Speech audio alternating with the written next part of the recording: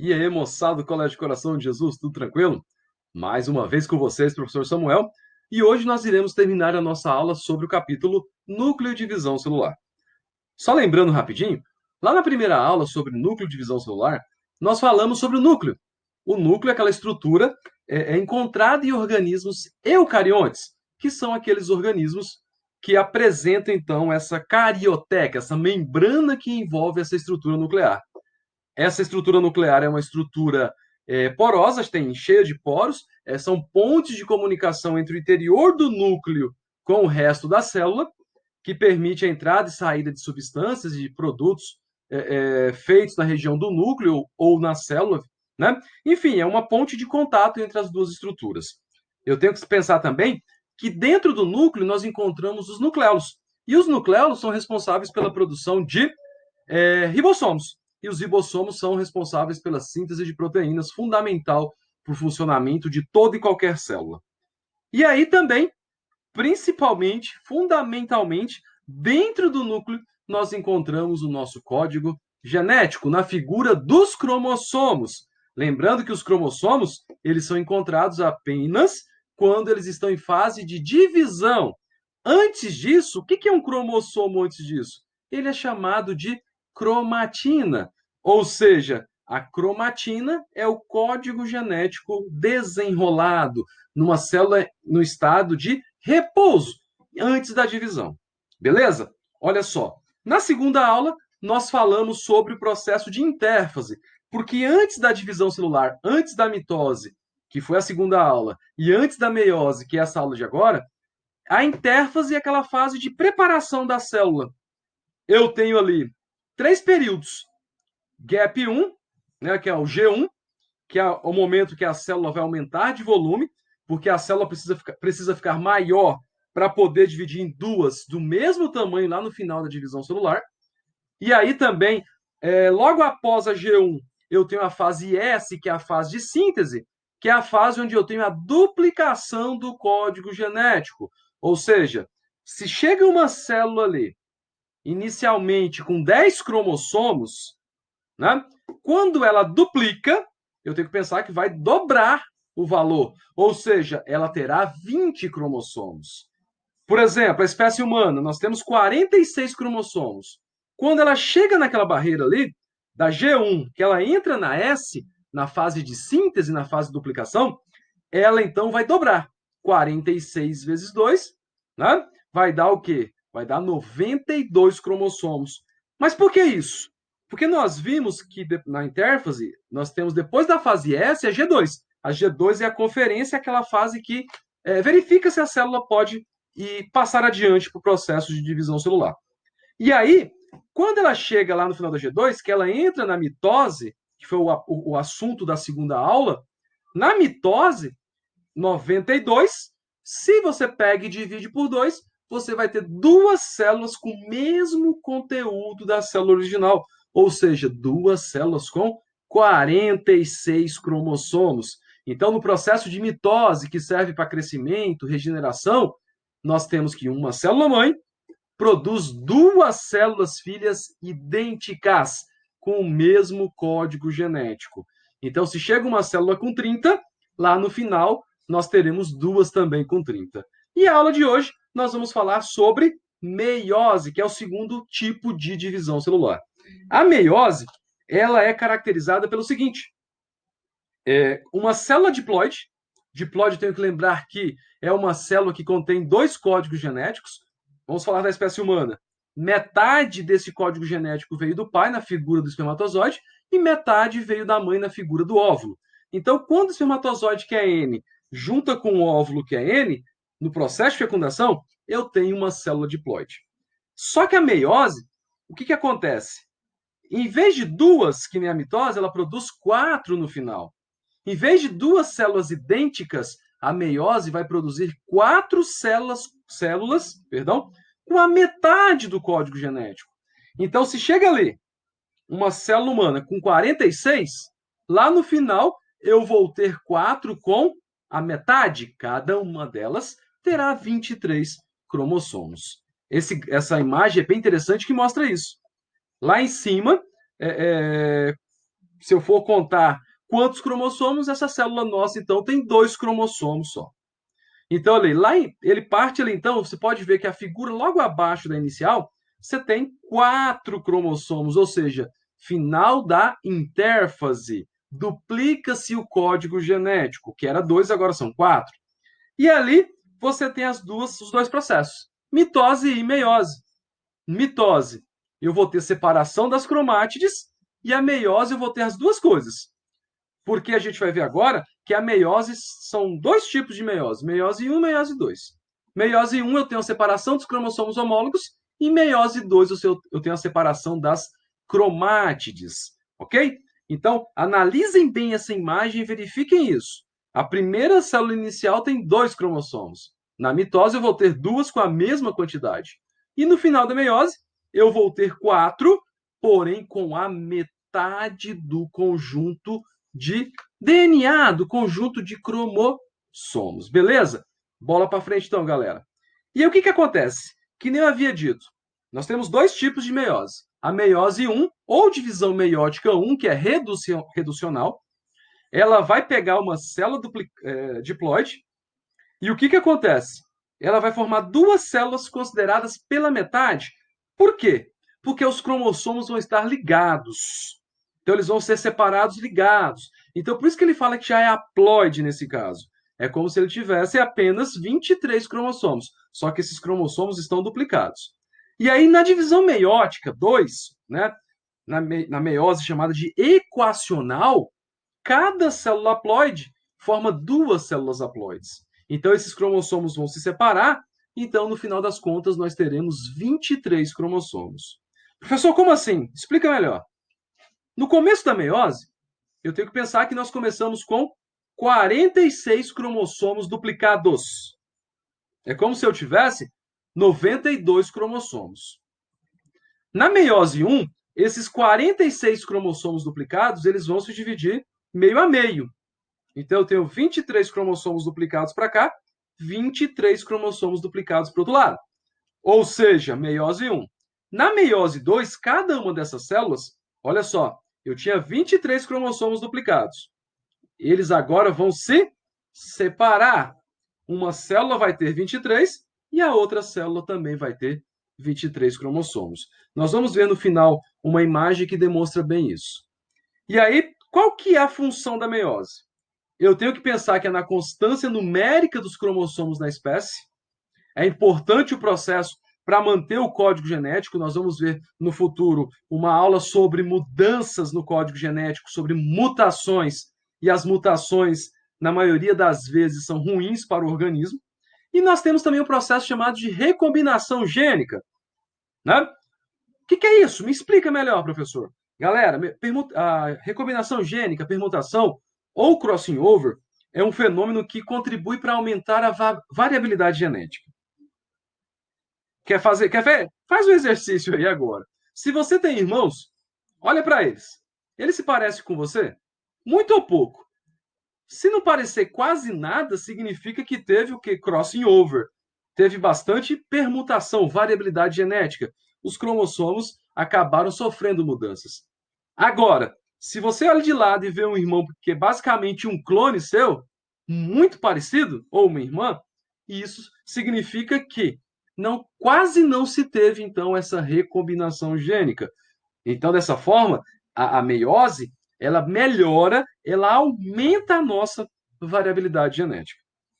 Da mesma forma que na mitose, tanto a meiose 1 quanto a meiose 2 tem as 4 fases: prófase, metáfase, anáfase e telófase. Isso é batata, né? É o mesmo padrão para todas. E vocês fizeram um mapa mental sobre isso, vocês vão estar craques sobre essas fases. Então, na prófase 1, é a fase mais longa da meiose. Da mesma forma que na prófase lá da mitose, eu tenho o desaparecimento da carioteca, o nucleolo desaparece, vai condensar e os cromossomos homólogos vão se parear, vão ficar lado a lado, e eu tenho o crossing over, ou seja, eu tenho o processo de recombinação gênica. E a prófase 1, ela é a mais longa porque ela tem 5 etapas: leptóteno, zigóteno, paquíteno, diplóteno e diacinese. Professor, pelo amor de Deus, como é que eu vou decorar isso para a prova? Galera, não se preocupe nisso no momento. Vocês têm que entender as etapas, uma por uma. Com o tempo, isso vem facilmente. Eu criei um códigozinho, que nem um reficofage lá de classificação, para que vocês lembrem. Lesipadide. Le de leptóteno, zi de zigóteno, pá de paquíteno, di de diplóteno e di de diacinese. Então, essas 5 fases. Lá no leptóteno, é o começo de tudo. Ou seja, eu vou ter o início da condensação. Os cromossomos vão deixar de ser fios esticados, né, a cromatina, e eles vão estar condensados, começa a aparecer uns fiozinhos, e aí já são formados por 2 cromátides cada um deles. No zigóteno, eu vou ter o emparelhamento desses cromossomos homólogos, um de cada lado do outro, né? Ou seja, eu vou ter 2 cromossomos, um do pai, vou ter 2 cromossomos, um da mãe, e assim sucessivamente. No paquíteno, os cromossomos chamados de homólogos, eles vão estar bem emparelhados, e aí, nesse caso, a condensação já está bem evidente, ou seja, eles estão bem juntos, e aí eu tenho o surgimento das tétrades. O que é tétrade? Né? Tétrade, um 4. Né? Uma dupla de cromossomos homólogos perfeitamente emparelhados. Vamos sempre considerar, a partir de agora, o cromossomo 1. Nós recebemos o cromossomo 1 do pai e o cromossomo 1 da mãe. Só que neste caso aqui eu tenho 4, ou seja, 2 cromossomos 1 e 2 cromossomos 2. Tá? Então, tétrades são esses cromossomos homólogos emparelhados. Perdão, gente. 2 cromossomos 1 do pai e 2 cromossomos 1 da mãe. No paquíteno, o que acontece? É justamente no paquíteno que os cromossomos eles podem sofrer rupturas. Eles podem perder pedaços. E aí, você pode ter 2 situações. Ou esse pedacinho se solta e cola no mesmo lugar, ou ele se solta e funde com a cromátide homóloga, ou seja, que está do lado dele. Isso que é o chamado de crossing over. Essa imagem que eu vou mostrar agora mostra bem essa ideia. Então, o que é crossing over ou permutação? É um processo no qual os cromossomos do mesmo par trocam trechos de DNA. Ou seja, cromossomos 1 do pai podem trocar pedaços entre si. Isso ele muda a sequência genotípica, muda a sequência do código, e isso pode então aumentar a variabilidade genética. Olha essa imagem. Eu tenho ali cromossomos homólogos duplicados e pareados, 2 cromossomos 1 do pai, 2 cromossomos 1 da mãe, eles vão se juntar, agora eu explico o nome dessa junção, e olha essa última imagem. Eu tenho cromossomos modificados, cromossomos que têm fragmentos do outro cromossomo homólogo. É como se esse rosa aqui, ó, fosse o cromossomo do pai e o pedacinho verde fosse um pedacinho do cromossomo 1 da mãe. Isso que é o crossing over. É isso que faz com que aumente a variabilidade. O diplóteno, na região que eu tenho a permutação, então, essas cromátides vão formar, parece um X, que é o quiasma, e aí esse quiasma ele começa a se afastar. Qual é a ideia? Esses cromossomos homólogos vão se separar. Até porque cada dupla vai ser jogada para os lados opostos da célula. Agora a gente vai ver isso. Na diacinese, então, o que acontece? Os cromossomos homólogos estão unidos só pelos quiasmas, eles vão se separar no final dessa etapa, e aí eu tenho a desintegração final do envoltório nuclear, a carioteca desaparece totalmente, o nucleolo desaparece totalmente, e os cromossomos bem condensados já, eles vão ficar soltos no citoplasma. E aí, na metáfase 1, eu tenho a formação das fibras do fuso, nós vimos na mitose que as fibras, como se fossem guias, são elas que vão organizar os cromossomos, né, no equador da célula. Eu tenho a condensação máxima e eu tenho a formação dessa placa metafásica. Né? O que acontece? Qual que é a característica? É como se eu tivesse 4 cromossomos de lado. Isso indica para mim a meiose. Se fosse a mitose ou a meiose 2, eu teria apenas 2 cromossomos. Se atentem a essa informação. Nós vamos ver a imagem agora e a gente vai ver isso.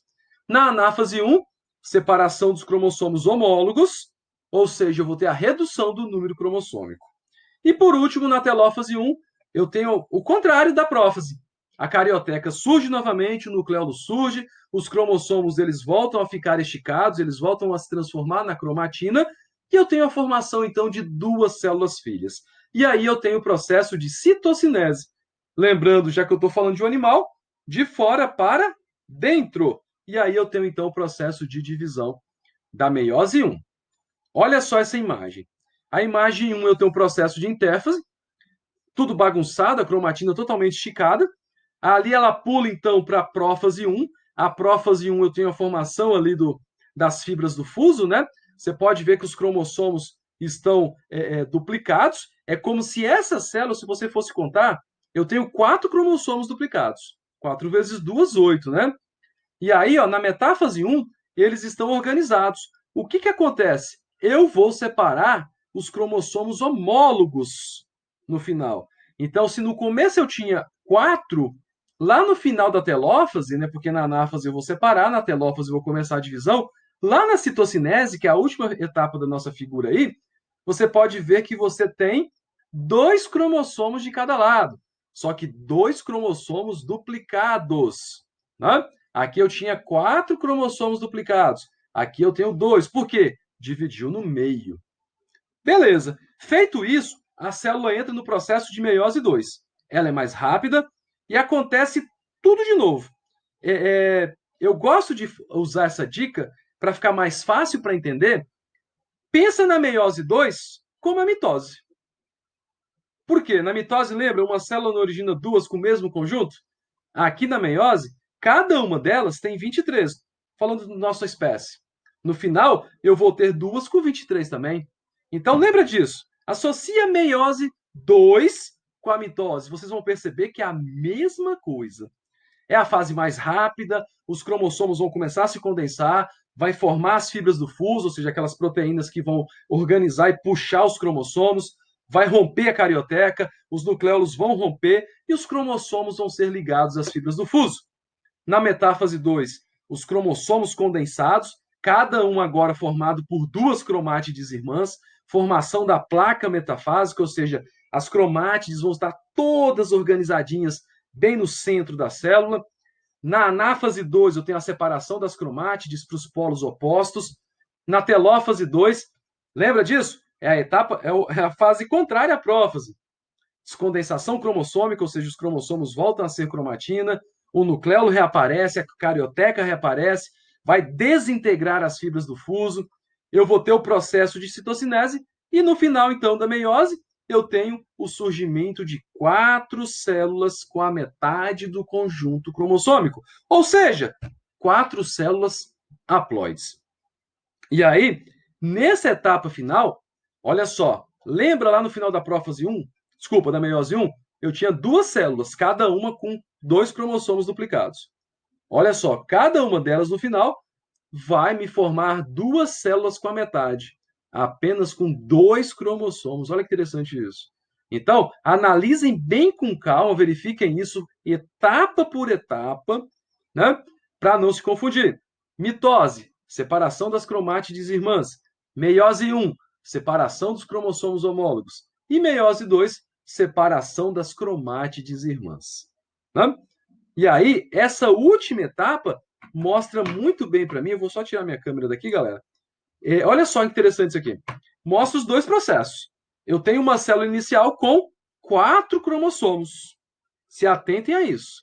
Lá no final da mitose, os 4 cromossomos são iguais. Lembra? Mitose. Uma viram 2, cada uma com 4. Na meiose é o processo diferente.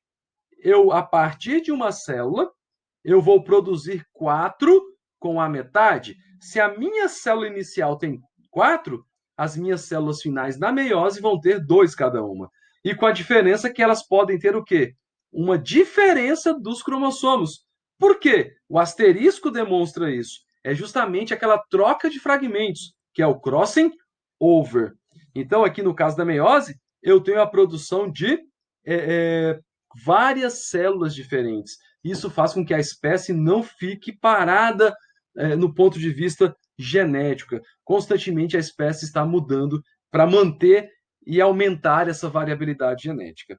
E aí, por último, os dois processos que fazem parte da meiose, propriamente dita, que é justamente a gametogênese, né, que é o processo de formação dos gametas masculinos e femininos. E aí eu tenho dois: a espermatogênese, produção de espermatozoides, os gametas masculinos, e ovulogênese ou ovogênese, que é o processo de formação dos gametas femininos, que são os óvulos, né? E aí a produção dos espermatozoides ocorre no interior dos testículos. Os testículos, em número de 2, são as gônadas do sistema genital masculino, e os meninos começam a produzir isso a partir da puberdade, a partir, né, do incentivo da questão hormonal. Geralmente, por volta dos 11, 12 anos, os meninos começam a produzir espermatozoides. Tá? E aí, o que acontece? Basicamente, essa imagem mostra o processo de meiose. Olha só, nós, meninos, temos células chamadas germinativas. São 2N. E essas células germinativas, elas têm que produzir uma célula chamada de espermatogônia. Acompanhe o ciclo aí. A espermatogônia também é 2N, ou seja, tem 2 conjuntos cromossômicos. E aí, essa espermatogônia vai entrar no processo de intérfase, ela vai aumentar o seu tamanho. E aí, quando ela aumenta, quando ela cresce sem se dividir, eu tenho a formação do espermatócito primário, que é 2N. No processo de meiose 1, eu vou ter a formação, então, dos espermatócitos secundários, que são haploides, já é a metade. E aí, no final da meiose 2, eu tenho a formação de 4 espermátides. Cada uma delas também é haploide, com a metade.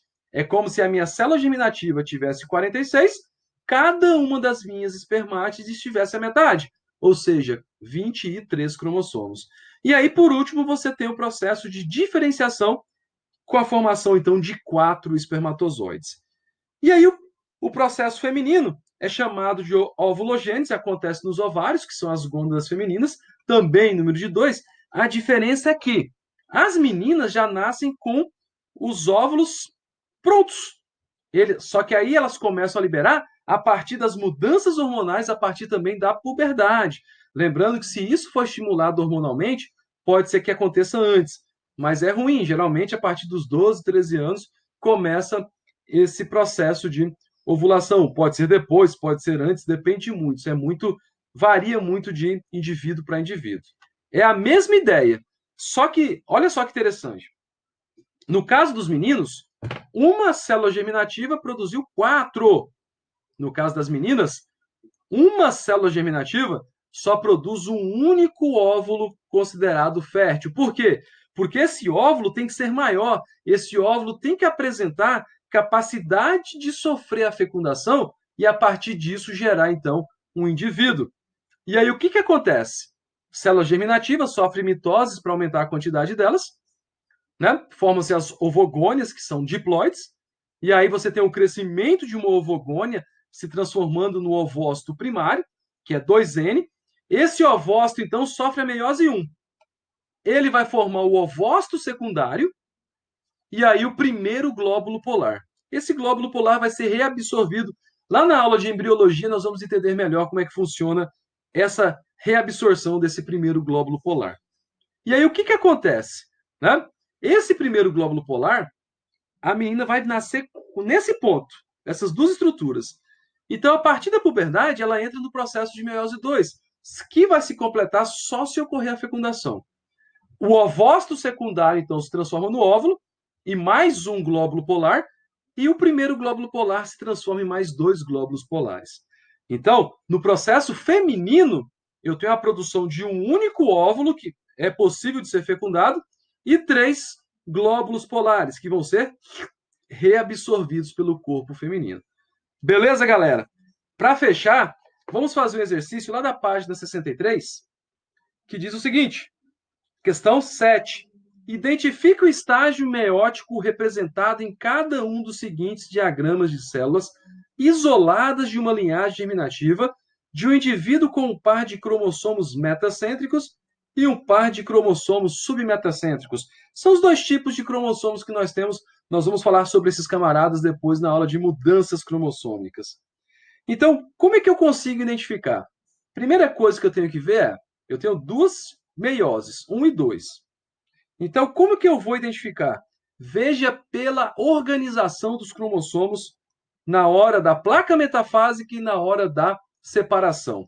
O número 1, eu tenho separação. Ele está separando cromossomos duplicados? ou só cromátides separadas? Galera, o número 1, ele está separando cromátides irmãs. Então, automaticamente, olha só que interessante isso. Não, perdão, o desenho tá. É que o meu desenho tá pequeno.